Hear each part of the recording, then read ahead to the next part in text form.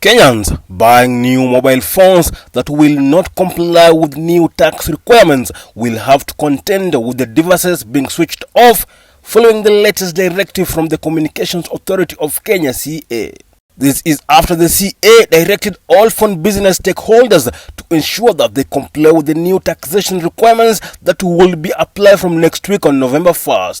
Operators will also be required to provide for the grey listing of non-compliant devices to facilitate regularization within a prescribed period, failure to which the devices will thereafter be blacklisted. The latest directive will only apply to all devices imported or assembled in the country beginning November 1st this year.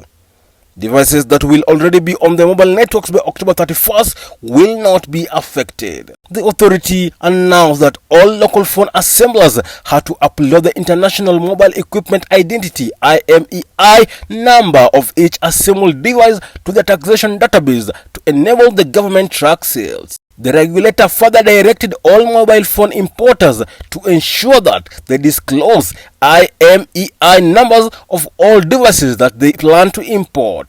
Further, CA reminded importers that the directive was a mandatory practice in exercise of government policies. The CA's directive to importers of mobile devices will also target agencies that import phones for the purposes of research, testing, and any other purposes. This disclosure is mandatory for the registrations of the devices in the National Master Database on Tax-Compliant Devices, the Communications Authority directed. The authority further directed mobile phone retailers and wholesalers to ensure that they only engage in trade of devices that were compliant with the latest directive, with the government set to enforce the latest directive.